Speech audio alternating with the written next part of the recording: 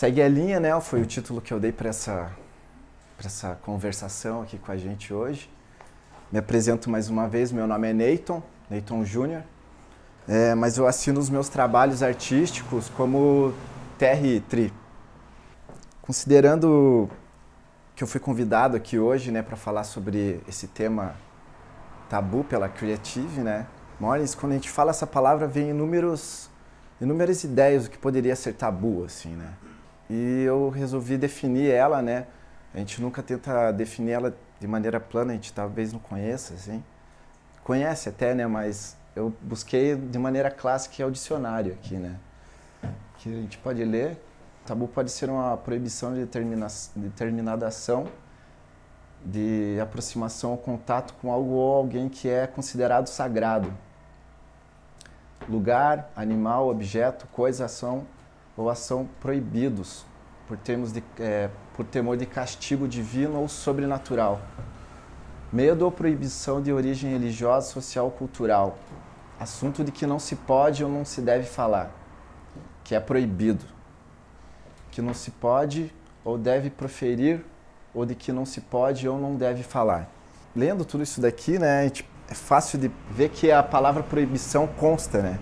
É constante a palavra proibição. E eu, na condição de artista, eu não sinto isso. Para a gente delinear, o que faz pensar a pichação é justamente o item 3, né? Medo ou proibição de origem religiosa, social ou cultural, né? E se a gente for pensar em modo geral, né, o que seria esse tabu assim da pichação, a gente acabaria ligando justamente o item 5, né, o que é proibido, que é justamente pelo nível de leis, normas, regras que a gente segue, né, que a gente acaba percebendo, nos delimitando a essa definição. A gente vai acabar perdendo a oportunidade de a gente discutir isso, né? Falar sobre isso, inclusive, que é a pichação e ela em âmbito social, assim, também, né?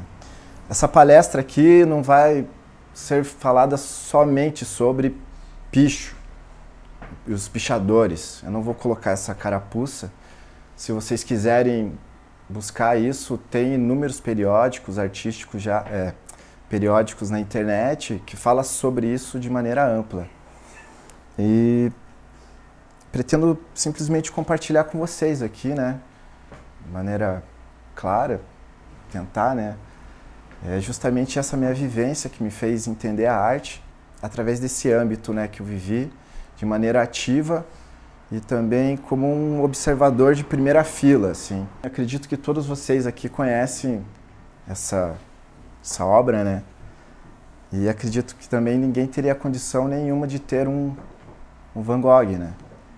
Mas se vocês, por exemplo, tiver na sua casa um Van Gogh na sua parede, uma cópia, né? Você já vai demonstrar o seu bom gosto, digamos, pela arte, assim. É inegável que o Van Gogh, ele é uma arte belíssima. Os traços esquizofrênicos dele realmente é fantástico. Mas a questão é que quando ele criou isso, quando ele criou as suas obras nessa época, assim, ele era bem visto, assim, ele valia milhões, né? Tipo, as pessoas se acotovelavam para ver ele, assim, queriam comprar as obras dele. Acredito que todo mundo sabe que o Van Gogh, ele morreu pobre, né? E foi desacreditado, muitas pessoas, né? Ele tinha justamente o apoio, principalmente do seu irmão, né? Para ele continuar essa vontade, assim, né?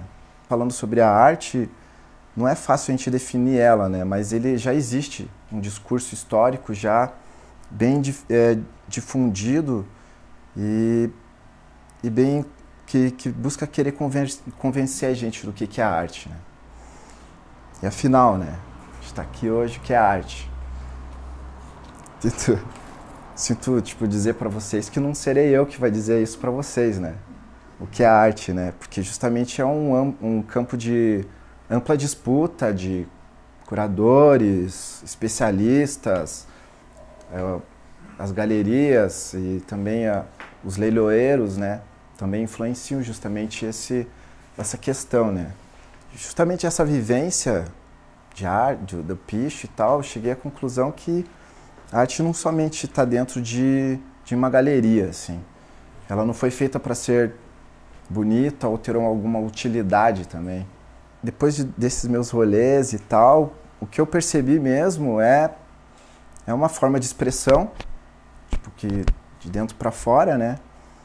E que busca provocar. Se o picho causa essa provocação, né, a arte, a gente poderia considerar o picho como uma forma de uma forma de arte, já que ele provoca tanto assim como a arte. A arte sempre será o reflexo social de um povo, né? Assim como a gente vive numa sociedade em que o controle, né, a vigilância é constante, né? E também ela é efetivada, ela é engessada justamente pelas leis, né? Pelas normas, pela sociedade, assim, né? A gente cresce, né? Através disso, a gente sente. E também ela delimita bastante o espaço, né? E os muros, né, estão justamente para fechar esse espaço. E se a gente for também analisar no corpo da cidade, ela também delimita a periferia, os centros e tal. E se a gente for mais a fundo em níveis falando em classe social, a gente vai longe também, assim, né? O pichador, ele vem como um outsider justamente para uma forma de se expressar. Às vezes essa é a única forma dele de se expressar que ele conheceu, né? E essa forma de expressão é latente de absolutamente todo ser humano aqui, acredito eu. E ele usa essa vontade, essa força justamente para subverter. Talvez ele nem saiba disso, mas ele se expressa e acaba subvertendo. E naquela oportunidade que ele usa, e acaba justamente, isso que é o melhor, ele acaba quebrando justamente essa construção social, né? E que acaba provocando um ódio, né? Acaba provocando, sei lá, as pessoas não conhecem, né? Ele acaba desconcertando e não gostando, né? Ele chega, não pede licença e faz justamente no lugar onde ele não é convidado, assim, que ele sabe que não é bem-vindo, assim. Isso daí é o que geralmente incomoda, né? Como entender então, né, o que eu não conheço? E se eu não compreendo, né, e a gente não quer fazer o papel de ignorante, é muito fácil a gente acabar ignorando isso, né? Tipo, falando mal, assim, ou negando. Por exemplo, se você vai numa galeria, um museu e vê uma obra de arte, você fala, eu também poderia fazer isso aí. Só que ela nunca se aprofunda, né? Nunca vem querer entender efetivamente o que seria, né? Antes de eu ter um contato direto com a arte, minha aproximação com isso foi através de revistas, foi através de amigos, né?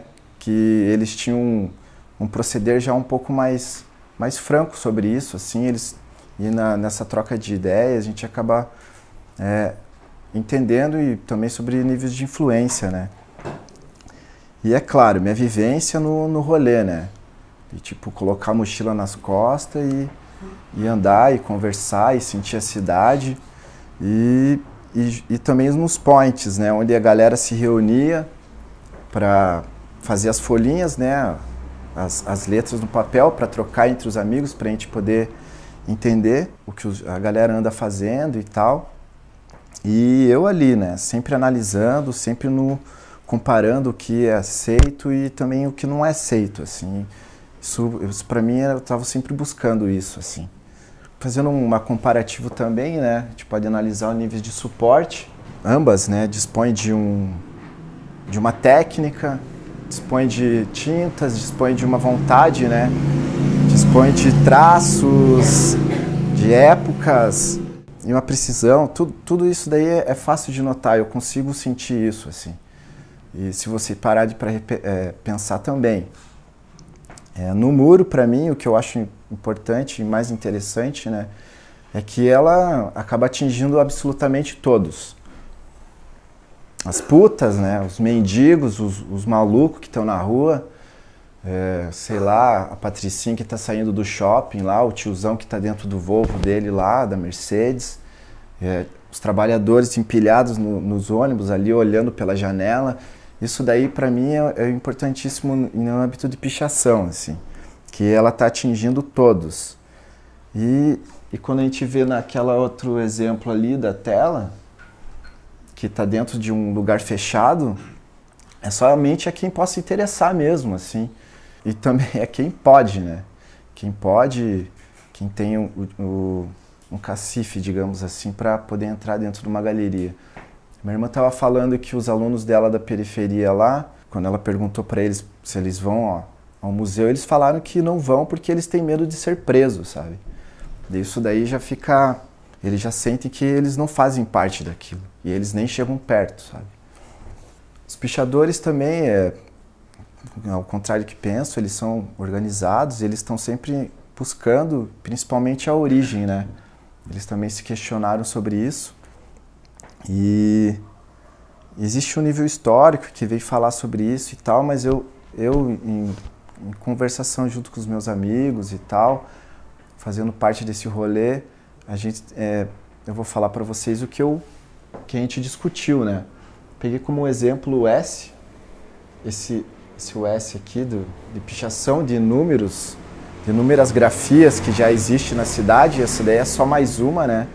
Que é de cada um estuda, porque todo mundo busca querer ser diferente. Isso daí eu acho absolutamente importante.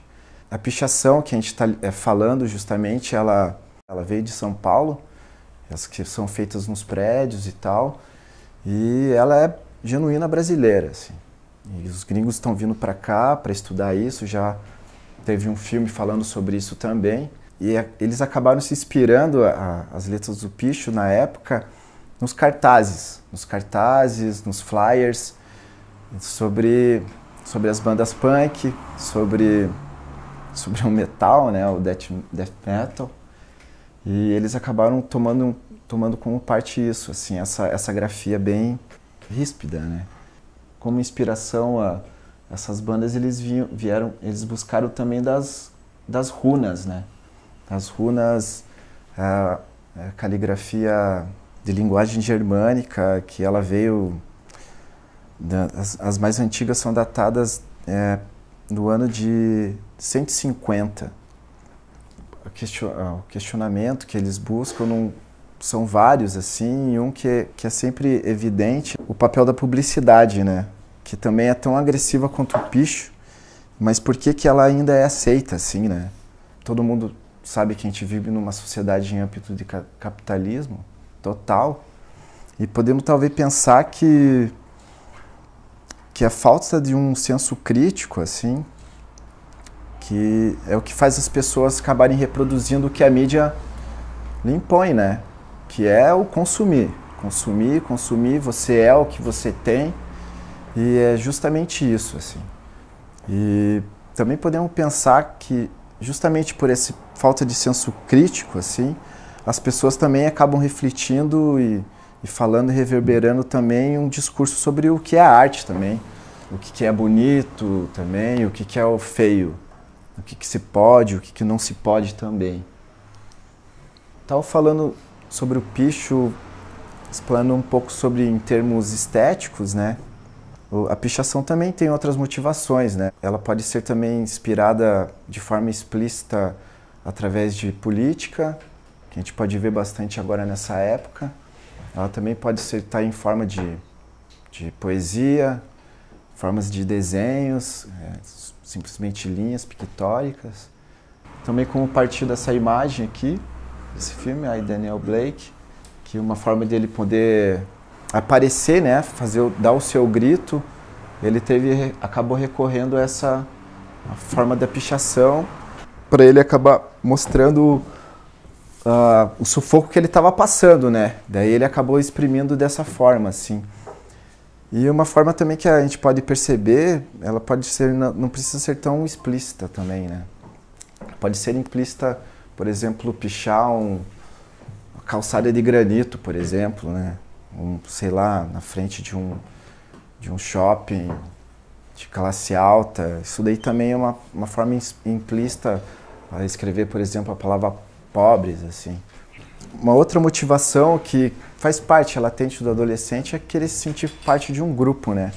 E dentro desses grupos, eu percebi que, né, sempre chegando no sapatinho, observando, né, que existe várias condutas, né, vários valores, assim, que a galera faz questão de conservar, né, que a primeira que eu sempre percebi é a humildade, né, porque não é só pichador pobre da periferia que faz, existe também a galera que já tem um senso crítico, aprendeu a gostar das grafias e quis fazer parte disso, mas tem que entender que não existem imposições, assim, tem que chegar sempre no sapatinho, né? Tem que saber chegar, tem que saber sair também, ter um respeito, principalmente daquelas pessoas, daquela galera que já está nesse peão faz um bom tempo, assim, né? Buscar sempre a originalidade. Se você é muito forte no picho, se você copiar, você já vai ser escrachado na hora, o nego fala, o nego passa por cima. E tipo, isso daí é muito, muito forte, assim. E a constância, né? Constância justamente gera a competição, né? Na minha opinião, e percebendo isso, talvez não faça parte de mim, eu nunca compactuei muito com isso, assim, sabe?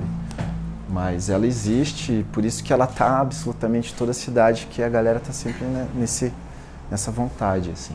E justamente nessa convivência direto no peão, né, acaba criando fortes vínculos, né, fortes laços de amizade, através de confiança, daí vem a superação, planejamento, novos desafios, fazer mais, sei lá, os lugares mais altos, enfim. Daí vai de acordo com a modalidade do grupo, né? Daí quando eu vejo essa foto, assim, né? Como todos gostam de socializar, assim, e dentro em qualquer âmbito de atividade, não importa tanto que faça um grupo de pichador, eles vão ter a mesma criatividade, a mesma vontade de um grupo que vai escalar uma montanha também, um jovem. Só que se a gente for fazer esse comparativo, a pichação ela sempre vai ser, né, condenada, né? Principalmente pelo discurso dominante. Essa minha vivência, assim, de conviver nisso, assim, sempre gostei, né? Inato, talvez eu tenha experimentado picho e adrenalina vicia, né? Daí a gente acaba fazendo parte disso, querendo cada vez mais. Foi o que me fez abrir, assim, me fazer conhecer um universo que antes não me pertencia, né? Que é justamente a arte, né?